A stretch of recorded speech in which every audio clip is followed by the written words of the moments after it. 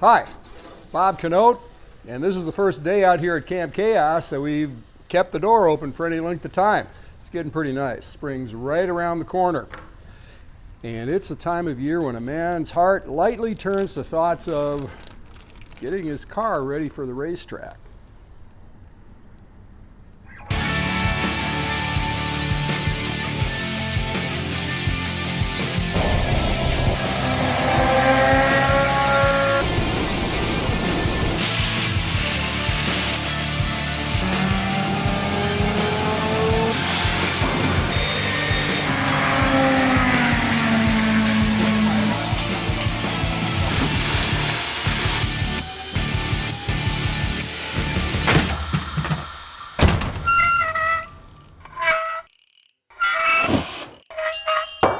Dang it. This is my 1987 Jaguar XJS Track Car. It's one that I've been using for the past 10 years for development purposes, for various modifications to the Jaguar XJS in general, and the V12 engine specifically. And it hasn't been on the track for 2 years, so it's time to change that. Time to get it back on track. Time to get me back on track. Well, I still understand what that means. Now let me give you a little history on this car. Back in 2006, a friend of mine who owns a body shop next to a salvage lot in the adjacent town called me and said that there was a pretty good looking Jaguar XJS sitting in the prep lot of the boneyard waiting to go out and be picked over by less deserving people.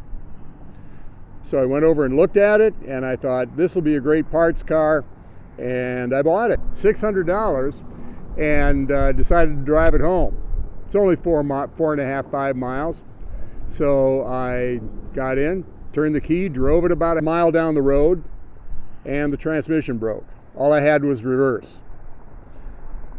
Now the question is, do you pay somebody $150 to come out, put it on the flatbed and haul it the 4 miles home, or do you drive it in reverse? That decision being made, then it was a question of, okay, do you drive it on the shoulder of the lane that is going in the direction that you're traveling, or do you drive on the shoulder of the lane where all the traffic is pointed in the direction that your car is? I chose the latter, and eventually got the car home, parked it in the shed, and had every intention of parting the car out. If you've been watching my video channel for the past year or so, you know that that never goes well. About the same time, a couple friends of mine who were working out at the same health club that I did were doing track days. One guy had a Viper, one guy had a Lotus Elise, and you know, that sounded like fun. All I got to do is overhaul the engine and put a shift kit in the automatic transmission after I've repaired it, and I could do track days too. Well, then the mission creep set in, and now the car's got an 8-point roll cage, modified engine, modified brakes, manual transmission conversion, fuel cell. This thing could actually, with just a few changes, run in vintage car events. And that may actually happen here. So it's been kind of a long journey. I've been using this car for the past 10 years for development purposes, for various engine components that I've developed, and brake modifications. So it's been a workhorse, and it hasn't been run the past couple of years for reasons I'll explain here a little bit, but it's time to get it back on the track. So inside the car here, we've got some rather obvious changes. First of all, the entire interior has been gutted, including the side windows, and the door panels have been replaced with aluminum sheet, and a roll cage has been installed, full 8-point roll cage. Actually cut the roof off of the car to put that in. More on that mistake later. We've got a removable steering wheel, which is a big help for a man of my proportion and historical perspective getting in and out of this car. You really need to have that. You'll notice that it's a fairly simple dash that's replaced the original plastic formed unit. It's just flat aluminum. And what we got here is the headlight switch. We've got a master switch here, which you probably can't see, which turns on and off all the power in the vehicle here. We've got air fuel meter. We've got fuel gauge, volts, oil temperature, water temperature, oil pressure. We've got a low oil pressure light, various switches for the electrical systems and lights associated with them, start button, windshield washer, which we need to tighten the set screw on, and 2 horns, one for me, one for, in the event that we do open road challenges, one for the navigator over there in the event that he gets excited. So for the first couple of years, first few years actually, probably 3 or 4 years, we ran with the stock electrical system and just hacked it up as necessary in order to make it do what we wanted to do. But eventually we ended up with enough glitches associated with all that hacking that I finally decided that I was going to do a complete rewire on the electrical system. And so what we've got here, you remove 4 set screws, this whole thing just kind of falls down, and you can do whatever changes you need or work on whatever you need to work on. Got our gauges, switches, lights, a painless brand fuse panel.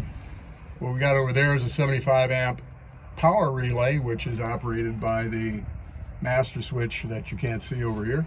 And you throw that switch, that relay shuts off everything in the car. And that's in addition to the emergency cutoff that we're going to have on the outside of the car before we go to the track next time. So this has worked really well. Not only the electrical system, but also the dash arrangement. We used it in one other car, and we're going to be using it in the Champ car. So yeah, I'm pretty proud of this, and it's one of the reasons I don't have a glare shield up here. I want people to see this. So that's it inside the car. Let's take a walk around the outside. So let's see what's going on back here. Well, what we've got here is a 22-gallon ATL fuel cell, and it's the Sportman style, which has a plastic case on the inside filled with foam and this heavy-duty steel case on the outside.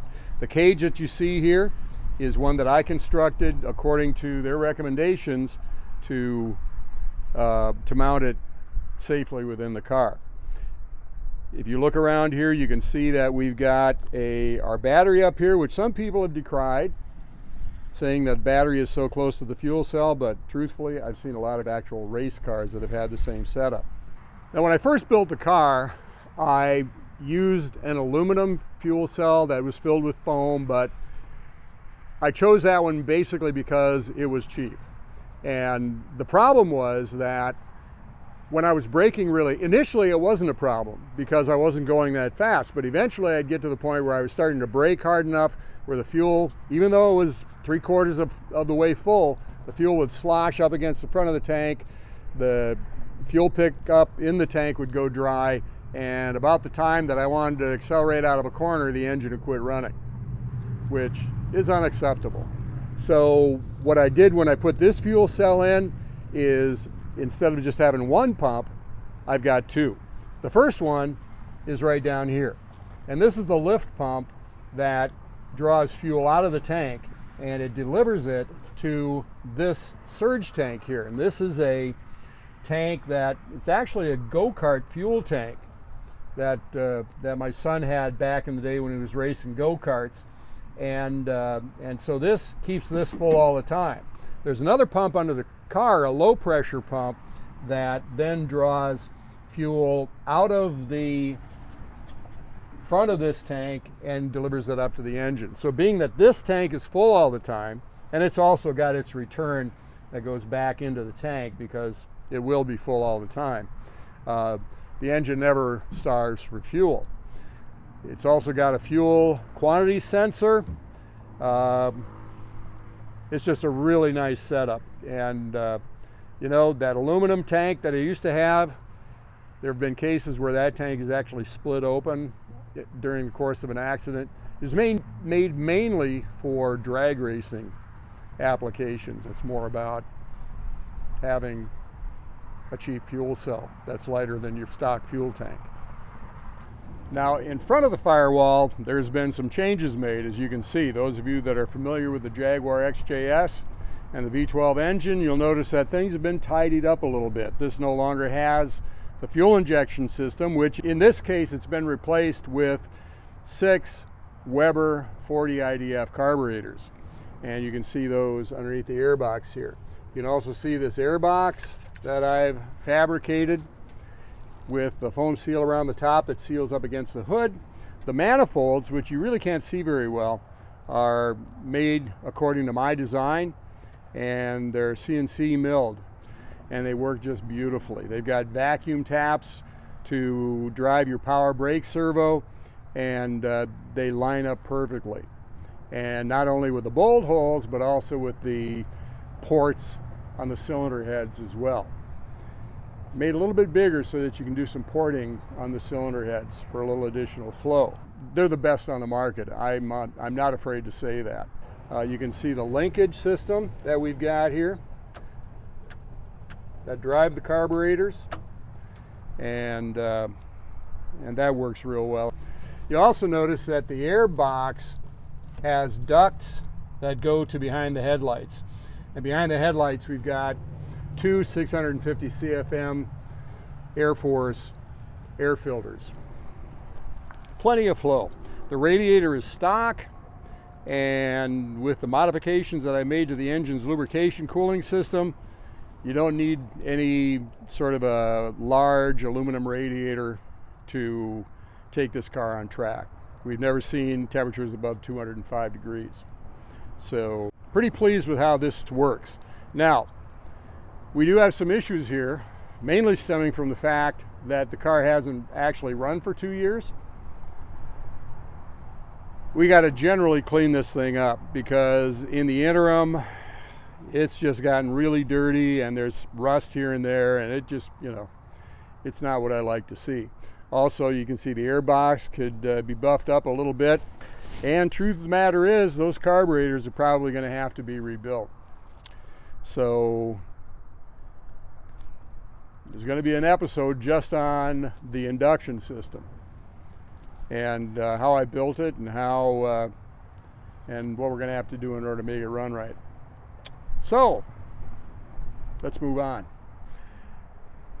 Now, you may have noticed that there's some rather distinctive graphics on the car. First of all, the Jaguar logo and the red pinstripe on the hood, and also the Jaguar on the trunk, and the Captain Chaos label over the top of the driver's door. I did that myself. Basically took transparencies of what I wanted, blew them up, put them on an overhead, and then just shined it on the relevant body part and just taped off what I wanted, and shot that red, and then taped that off, shot the rest of it green, and then taped that off, shot what I needed white. So I really do like the way it looks. The problem, of course, is that over time we're starting to have some issues with the paint, not only up here in the hood, because this hood closes down against the airbox, and that flexing cracked the paint and the filler on the hood. You've got rock damage behind all 4 wheels. Underneath the headlights, you've got stone damage from following other cars, and so forth. So if we're going to take this car to the track and hopefully a couple of shows this summer, we got to fix that stuff, and that's going to take some time. Now, the big mechanical issue is going to be what you see right there. You got a big hole where a shifter should be, and under that an even bigger hole where a transmission ought to be. And you can see the tilt and throw out bearing here that is hydraulic and activates the clutch. Problem was that I overstroked the clutch. I didn't have the stop for the clutch in the right position, and I damaged the pressure plate on the clutch, which ain't cheap. So I've got to get all that together. I've got the parts. I just need to put the transmission in, but it's a different throw-out bearing, so I'm going to have to do all the measurement, which takes a fair amount of time, and you got to be right the first time. And so that's the big job. Now, the other job that I've got to do is I want to deal with probably the major shortcoming of this car on the track, and that is the brakes. Now, the brakes for a lot of classes of racing where you're not, and a lot of racetracks where you're not going at 130 miles an hour and above, the stock brakes can be modified with ducting and pads to work perfectly well. The problem is that when you're at Road America, for example, and there's a lot of places, there are probably 4 places where you're braking really hard from a high speed, the brakes kind of let the side down. It's not confidence inspiring to have your brakes fail at turn 5, which is a really slow left-hander. So I've got a set of what used to be top-line brakes from back in the day that are overhauled that I'm going to put on the car, and that should solve that problem. I only hope, anyway. So there's a lot of things that are going to happen with this, and you're going to see it all happen here on the Camp Chaos Chronicles, so stay tuned. If you like these videos, like us, subscribe to us, follow us on Facebook, and leave comments as well, because that's how we know what we can do to do what we do better. So we'll see you the next time on the Camp Chaos Chronicles.